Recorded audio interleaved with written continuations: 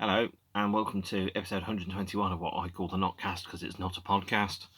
Today I'm going to be talking about one of my favourite bands and their third or second, depending on your point of view, album.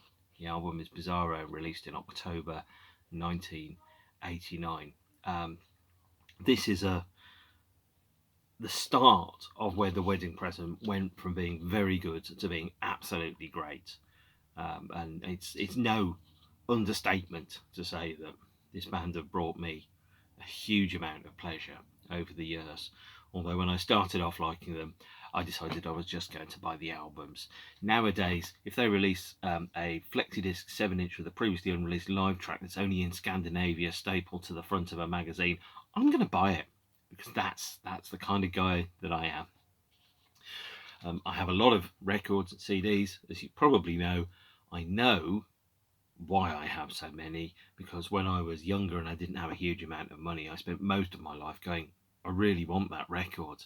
Now I'm at the point in my life where I can afford to buy the records that I want to own, and as long as I don't want to buy absolutely everything by everybody, then I'm pretty safe. But The Wedding Present is a difficult band to get everything by for a number of reasons. The first one is they're not the biggest band in the world. They don't have necessarily hugely orchestrated release campaigns.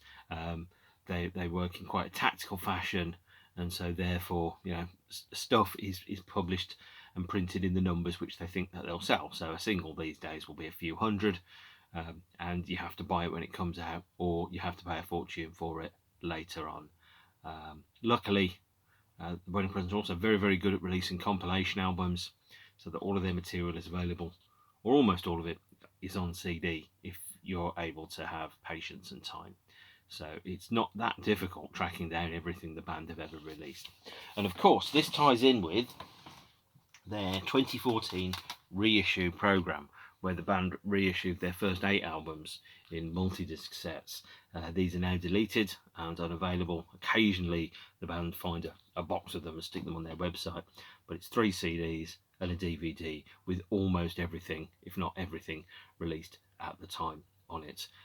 If you're going to buy any version of Wedding Present albums, these are absolutely the ones to get. So we start off with Bizarro, the album, and I have to start off with the title. Actually, the title Bizarro is the name of a alter ego of Superman, created by Marvel Comics. I think it was DC in, I think, the late 50s, as kind of like an evil inverted version of Superman. And I suspect David Gedge, the band's vocalist, guitarist, principal songwriter, now also manager, took that name and wrote it down as one that might be interesting to use later on, because he has an interest in graphic novels and superheroes, fast cars, and pretty much a lot of lad things like James Bond as well, which will come relevant later on. Bizarro is the alter ego of Superman, so he is powered by, he's powered by green kryptonite. Bizarro, the superhero himself, is actually susceptible to, and his weakness is blue kryptonite. I didn't even know they came in different colours until today when I read Wikipedia. But it's also a very interesting choice of name for the album, because there's some symbolism inside Wedding Present albums, and Wedding Present albums have clever names. There's thought that's been applied to the names of the albums. So since Bizarro is the alter ego of Superman, and Superman being the ideal of a male, tall, good-looking, apparently, if you like Henry Cavill or Christopher Reeve, physically very well presented, makes all the women swoon, becomes invisible when he wears glasses, all of those type of things. A Superman is a phrase used to describe the ideal of a male, the Ubermensch, so to speak. And so Bizarro being the inverse of that, this is an album that's all about what happens when you are most definitely not a Superman. Now here you can hear a plane flying over. You're in the middle of a heat wave. It is 27 degrees. By some standards, that is very, very cold indeed, and you've barely got your coat off. Whereas in Glasgow, for example, 27 is probably very warm. In Sydney, it probably isn't. But I've got the window open because I need some air to move through the room. Hence, you'll hear planes, trains, and automobiles throughout the course of this. So Bizarro is the inverse of the ideal of the modern male. And so actually all the songs on the album, with one exception, are around the end, death of, start and beginning of relationships. So they're all around, well, what happens if a man turns out to be not the ideal man? And I think Bizarro is a very clever name to use for the album, and it adds an extra layer onto the rest of everything else, because all of this is around what happens if you are the inverse of Superman. What happens if you are not the ideal?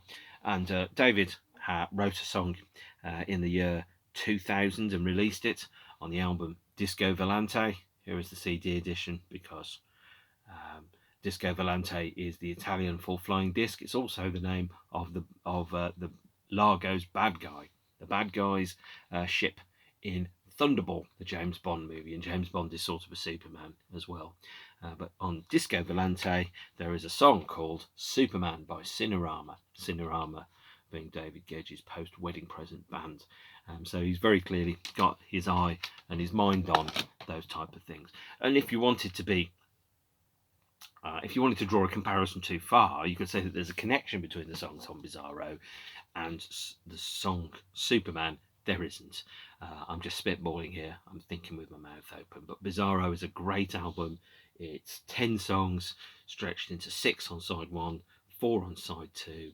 And it's one of their best LPs. But one of the Wedding Present's best LPs isn't just one of the best LPs. In my opinion, it's one of the best albums ever made. Because I think that the Wedding Presents have made their best album is in my top 20 albums of all time. And in fact, it's a very close run, because my 3 favourite Wedding Present albums would probably be in my top 25 albums of all time. Those 3 albums are Sea Monsters, Take Fountain, and Going Going. And Sea Monsters is going to be the next Wedding Present album that I talk about. But today I'm talking about Bizarro. And Bizarro is the signalled a change in the band. And as I mentioned in a previous episode, the band had moved over to RCA Records with their first release, the Ukrainian Peel Sessions album, which I think I've heard twice. It doesn't get any better the second time I hear it. And the band's drummer had also changed. So their drummer for the Bizarro album was actually a drummer, as opposed to their previous drummer. Now, their previous drummer, who I think is Sean Charman, and I could be wrong by saying that, because there have been about 40 ex-Wedding Present people. Their previous drummer wasn't a drummer, he was a bass player who also played drums, whereas the drummer on Bizarro, Simon Smith, stayed with the band until the band's first split in 1997. And Simon Smith was a real change in the group. And people go, oh, the drummer isn't important, you can get anybody into the band. So, for example, when Morrissey changed drummers, and they had a session for the Moon River song in 1994, which was going to be on the B-side of Hold On To Your Friends. Apparently Morrissey said, it doesn't sound as good, why is that? And then one of the band members went, well, we do have, we've got a different drummer for this session than we did previously. A good band lives or dies by the strength of its drummer, actually, because the drummer is the foundations, and if they're no good, the band's no good. Now, I've said a couple of things about Lol Tolhurst's ability to play drums, which is, in some ways, he's turned his limitations into a style, but he was also holding the band back. I say the same thing about Phil Rudd in AC/DC. He's an okay drummer, but he's no way is he, the best drummer in the world. And Phil both holds back and defines AC/DC style. And I think it's fair to say that Sean's input onto the songs was very much around play them faster and louder. So all the songs on George Best and Tommy were very and it gives me RSI just watching it, let alone playing it. Whereas the listen to the drum tracks on this album, they're far better, stronger, more intricate. They've got more personality and more dynamics than the ones on George Best, which is something that David Gedge agrees with. He said that in his opinion, the drumming on George Best was perhaps holding the band back a little. The first song to be released from the album was Kennedy. Here is a side 7-inch single of Kennedy, which has become one of the band's trademark tracks. They've got a very distinct set of graphic design here. using various, images and logos which were to become prevalent. There's a style. You look at that and you go, that is a wedding present single.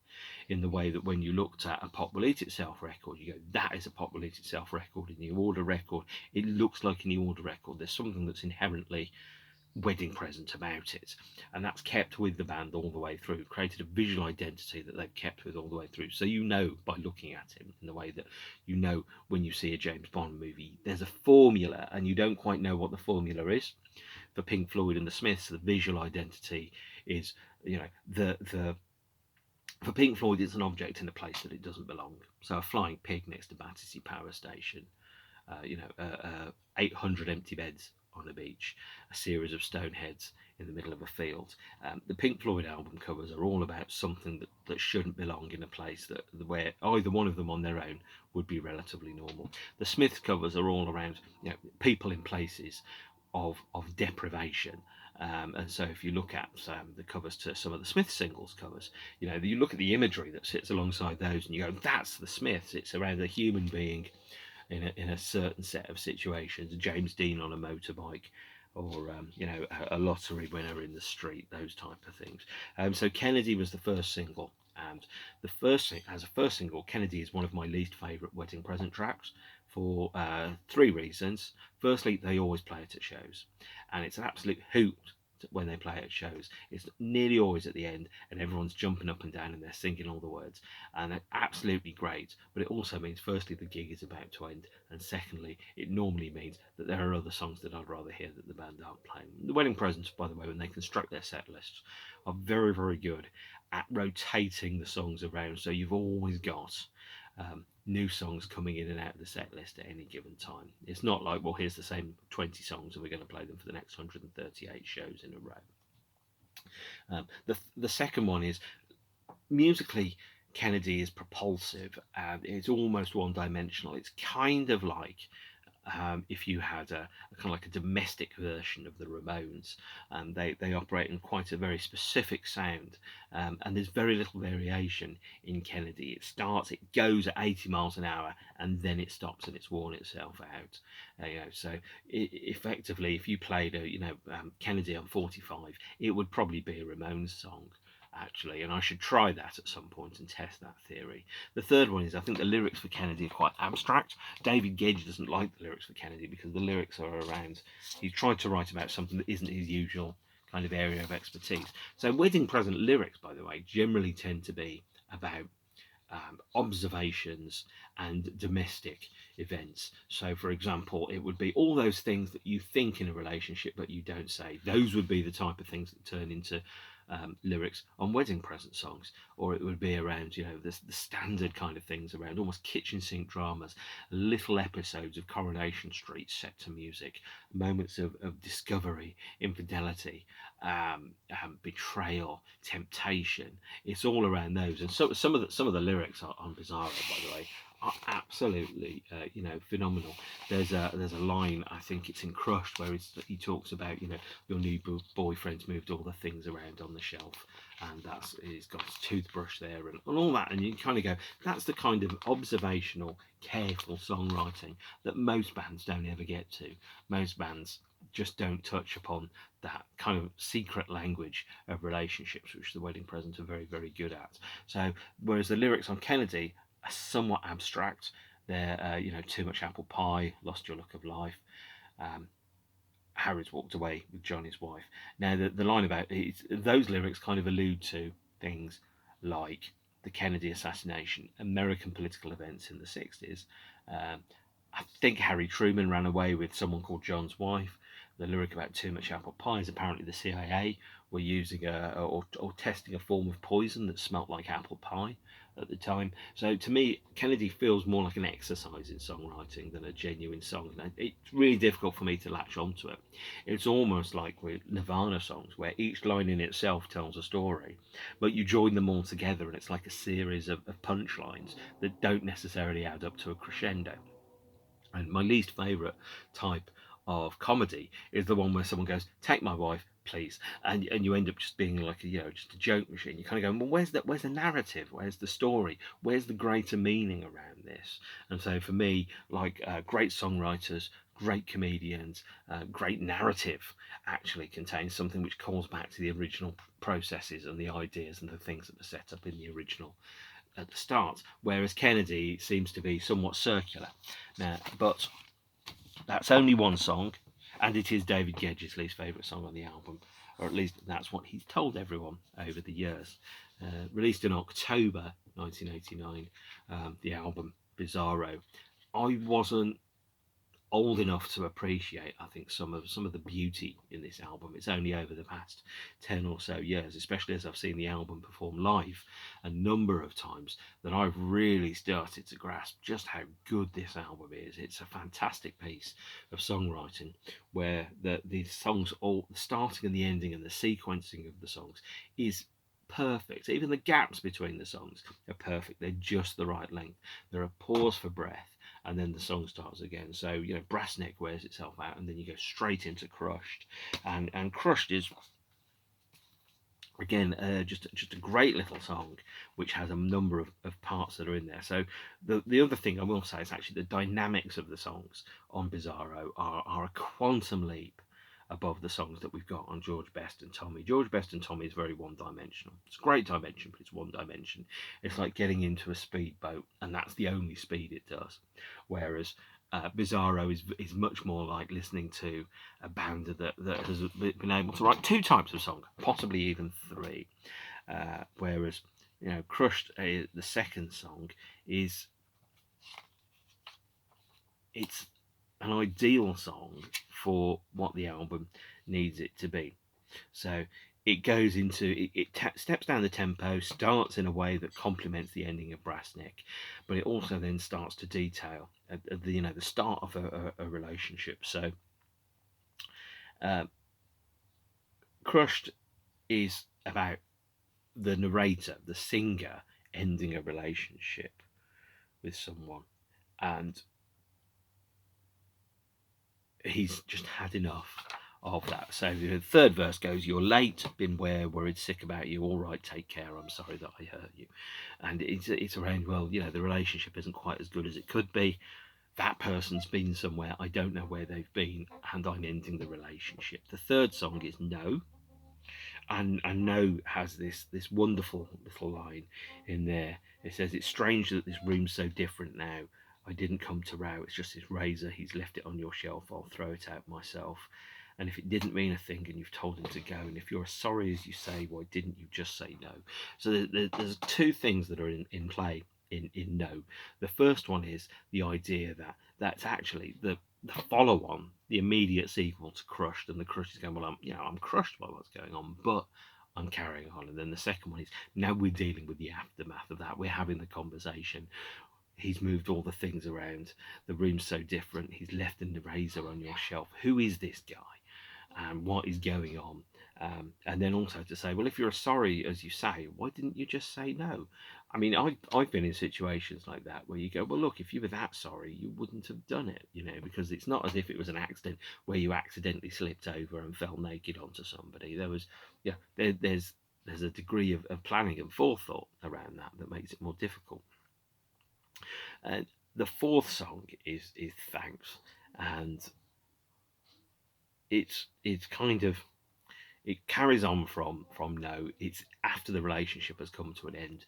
There's another kind of element to this. So it's about the days, the weeks, the months after, and bumping into people and going, oh, who's this new person? What's going on here? What's happening? And so the chorus of Thanks carries on from what's in No, where it says this room is so different now, because the chorus of Thanks is, and he's changed around the posters on your wall, he's finished all but one glass of your wine, his head has been on the pillows that I bought, and now he's seen me say I love you all those times. And it's you know, anybody that's been in a relationship that's come to an end and had to deal with that person that you had feelings for, who has a new relationship, has been through those type of things. Or you kind of go, right, so, you know, even right now to the point where it's curated social media, where it's like, right, so I've seen, you know, you've changed your Facebook profile picture to the two of you, or the, you know, the backdrop picture to you on a beach with him, or behind a motorbike, or cuddling a tiger, or whatever it is that people do. Um, and by the way, the first song on the album, I haven't yet mentioned the first song on the album. I will do when I get to the single, but it's an important song to mention. That song is, of course, Brassneck, and I'd like to say hello to Brassneck on Twitter and Instagram, because, well, I think the song might be named after you. Well, it isn't, but there you are. You go over to side two of the album because Kennedy is the last song on side one. Effectively, side one's narrative around the end of a relationship ends with thanks. Then there's Kennedy. Then we start with What Have I Said Now? And What Have I Said Now is I think where I felt the band's songwriting started to really take a huge leap forward, because the song comes to a close, where he goes, why can't I ever say what I mean?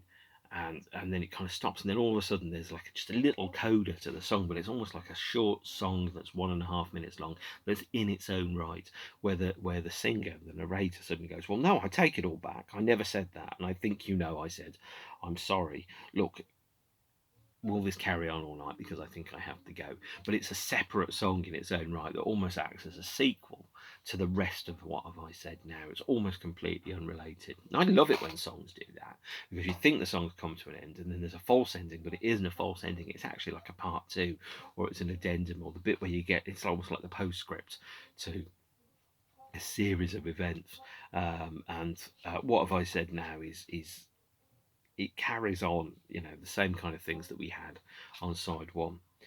Then there's Granada Land, which is track 7. Now, Granada Land is one of the best names for a song that I've ever come across. The reason being, by the way, that Granada Land, this is named after the ITV franchise in that area, which is called Granada. So if you got Granada television, you were in Granada Land. It's a separate little part of the world that only you can have access to, surely by dint of geography, is being a member of the People's Republic of Granada Lands, which is, I think it's, Yorkshire, Sheffield, Leeds, maybe Manchester, maybe not, I'm not quite sure.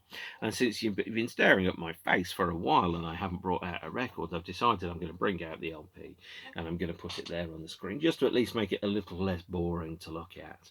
So there you are. And no doubt the YouTube algorithms will pick out a 3-second fraction for the thumbnail, and it might be this where I'm just moving it around. I'll stop doing that, that's annoying. But you can look at them, the lengths of the tracks on side 2. There are only 4 songs on side 2. Track 8 on the track 7 is Granada Land. It's the start of side 2 of the album, and it's a fantastic little song. But the best song on the album is track 8, which is Bewitched. And Bewitched is just a phenomenal song. And I say this very, very rarely. It's in my top 3 wedding present songs of all time, Bewitched. I think it may have even started off or christened a genre. You think about it, because it's this slow, undulating set of riffs that slowly escalates. It's all about tension and release, or pull, release, back, in that song, and it's around slowly just building, and then going back down again, and then starting again. Now, lots of bands follow that template for their work. And I think that song was hugely influential upon post rock, because it follows the kind of thing where you've got like a very simplistic but not simple, straightforward, easy to understand riff that just gets played and played and played through repetition and repetition and repetition, and it becomes something bigger through the point of being hammered all the way home. As you start to remember the repetition that goes into it, it makes it more effective. Is it the 6th or the 7th or the 8th time that you hear the phrase used that it becomes more effective? And that's where musically it becomes about repetition, to the point where it starts to lose its edge, but then they start to introduce variations into that, and it creates a whole new kind of sonic palette for the album. And Bewitched is this beautiful song, and it's got some of the most incredible lyrics that we've ever got. So there's a lyric on Bewitched, and I mean, certainly this is the one where I kind of figured You know, it's like, and outside the street is empty. There was no time then, and now there's plenty. And why do I never get the chance to say a word when you're on your own? And if there's nothing that I want more, why do my steps get this small when I reach your front door? And I wait outside for you to come back, and your light goes out. And then you don't know me, but I'm still here. And God, the last time I saw you, you were this near, and there's 1,000 things I wish I'd said and done, but that moment's gone. And that is just one of them. If you've ever been in a relationship and missed somebody and think, I wanted to tell you, you know, that is it. The Bewitched is completely the lyric which describes that kind of feeling. And I've been in relationships with people where, having been quite British, I feel like, well, I shouldn't really start to talk about feelings, even though I'm starting to have feelings, because feelings are dangerous and it can hurt, and nobody wants to get hurt. And actually, my bigger regret is that I didn't tell certain people how I was feeling or what I was thinking. I had a filter, and the filter made life more difficult because I wasn't able to be open about who I was and what I felt. And Bewitched is a song that has all of that in the lyric. And the word bewitched is a callback to, you know, the ancient television show from the 60s, which no doubt David Gedge watched in his childhood. But also, it's around that sense of almost being under someone's spell. You're bewitched by someone. They've maybe taken a strand of your hair. I don't know where they'd find it on my head. They've taken a strand of your hair and they've put a witch's spell over it, and you've been bewitched by this spell, and you've been infatuated, and you can't think straight, and you can't feel straight, and you don't even know if what you're feeling is what you're really feeling, or if it's actually the result of some kind of spell that someone's put over you. Is that they've somehow kind of become part of your world in a way where actually their removal would feel like an amputation.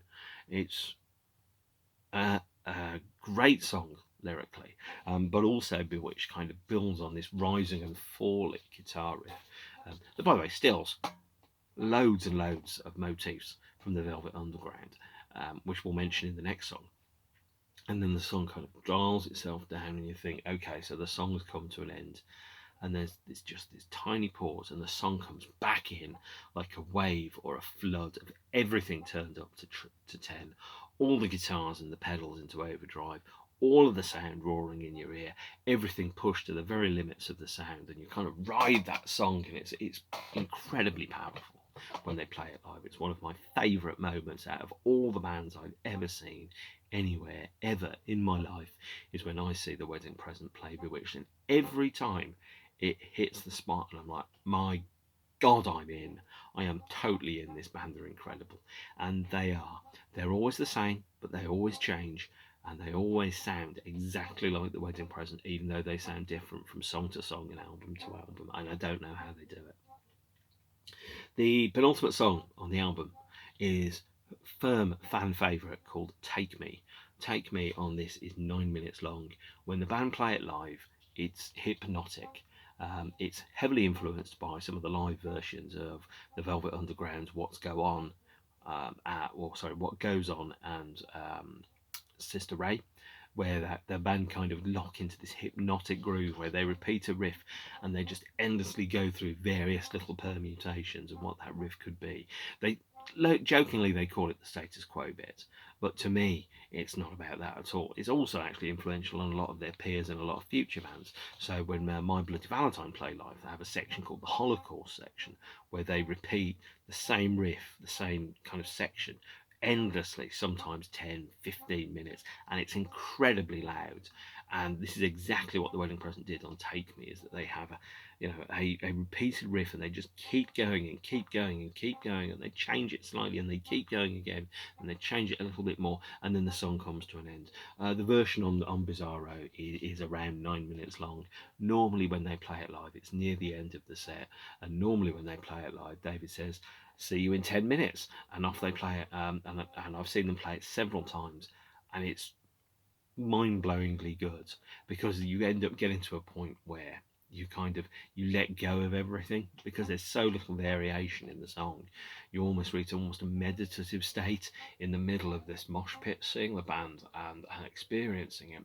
And you kind of go, okay, so I've got 6 minutes of this, and then all of a sudden it's like that 6 minutes could last a year. Time travels differently at a wedding present show, and when you see Take Me played live, although admittedly the drummer is probably knackered by the end of that period of time, when you see them, it becomes almost a place where you're almost able to just explore the song in your own mind, and it becomes meditative or kind of levitational even in some respects. Now that sounds like I've gone down Sude's corner. I don't particularly care. It's a great song when they play it live, and there's something about it. It's also, by the way, the most directly hopeful love song that certainly the band had written up to that point, because there's no guile, there's no infidelity, no betrayal, no cheating, no doubts, nothing. It's just take me, I'm yours, we might never have this chance again. It's almost just like a raft of pure joy just pouring at you, and it reminds me of that section where if you're in bed with somebody and you're having sex and it's amazing sex and there's like everything else disappears, time, money, illness, everything else. There's just this entire focus of the soul on this pleasure, this feeling, this communion, and it feels like Take Me is almost an oral version of that, a sonic version of that moment where you're just banging away, and everything else suddenly just becomes, that repetition becomes incredibly joyful. And then Take Me ends. Effectively, that's the orgasm of the album. And the last song is Be Honest. And there's lesser producers would take out the beginning of Be Honest because they get the beginning of Be Honest slightly wrong and they start again.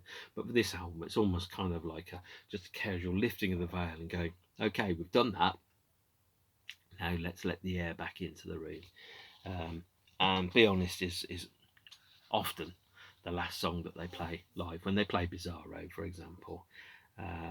And it's a short song, 2.5 minutes, but all it is just a little moment where you just have a communal kind of, wow, we really went through a thing there, and if we're really, really going to be honest, we might as well be brief.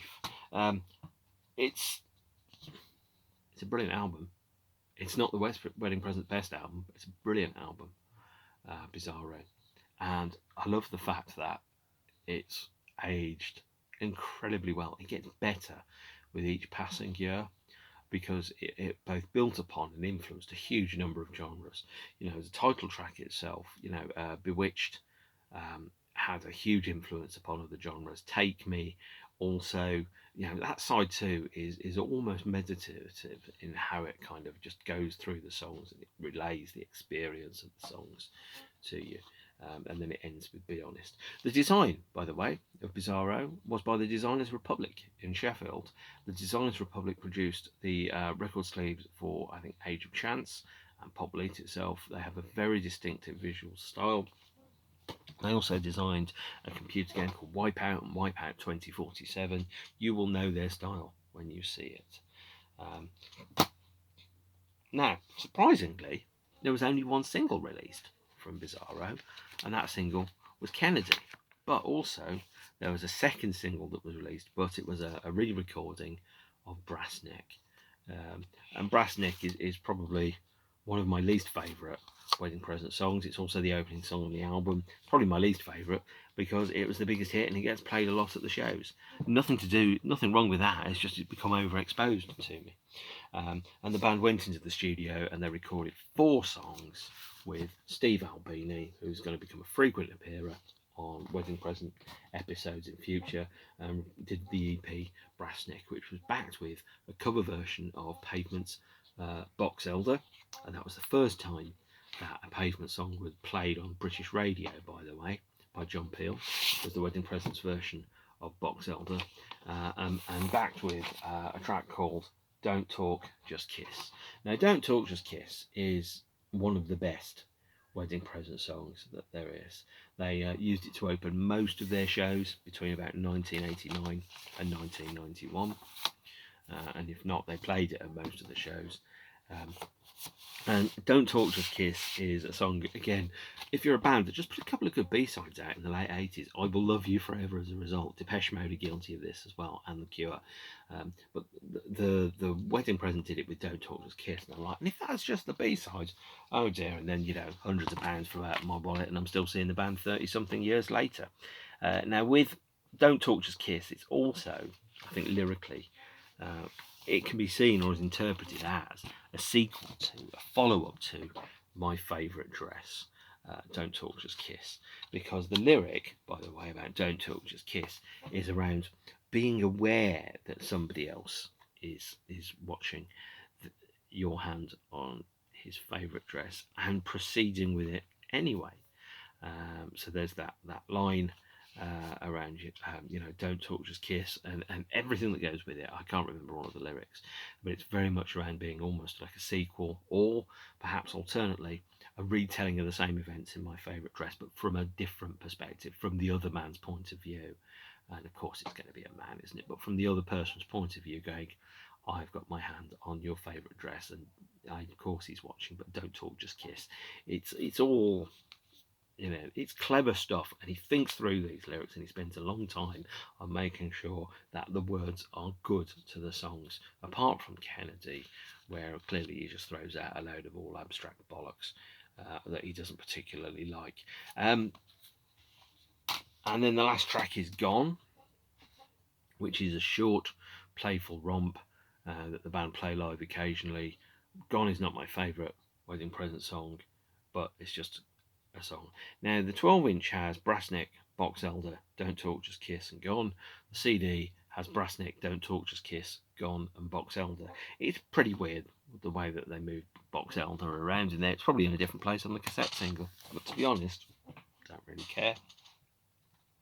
And that is the second single from the album, but it's completely re-recorded, rearranged, spruced up, faster, harder, better, stronger than light. It's just got more teeth on the Steve Albini version, and that was inspired by David Gedge had been to see, I think it's Shellac, which had Steve Albini in, and or it might have been Big Black, I can't remember, and he was like, this band are really good. I want to go and see. I want to capture the sound, the feeling that he had. And so he recorded with Steve Albini. So he did those 4 songs with Steve Albini. But they also recorded a version of a track called Crushed as sort of a tryout. Crushed was released on this compilation, the singles 89 to 91, and that features the A's and B sides of the first 5 RCA singles. So that would be Kennedy, One Day All of This Will Be Yours, Unfaithful, It's Not Unusual, Brassneck, there's 3 B sides which I mentioned before, and then a whole bunch of live tracks and an alternate version of Crushed with Steve Albini that hasn't been released anywhere else, and isn't, for some reason I can't quite work out, isn't on the 3 CD version. So if you want to get absolutely everything, you do have to get the 2 CD of the singles at 1989 to 1991. There's also 9 live tracks on here, many of which weren't released elsewhere, which I think were recorded at the same show as turned into the Spunk Live VHS, and also appeared on one of the live CDs. So there's a few things to mention, aside from the album itself. There was a radio session which the band performed, and they performed it for, let me see if I can find it now. Oh, I'm not sure where I put it exactly. They did a John Peel session in 1988, which was released on this compilation, the John Peel Sessions 1987 to 1990, and this mega box set as well, which features the alternate demo versions, because the band saw Peel sessions as effectively being demo sessions. So they recorded versions of Take Me I'm Yours, Unfaithful, Why Are You Being So Reasonable Now, and the cover version of Altered Images, Happy Birthday.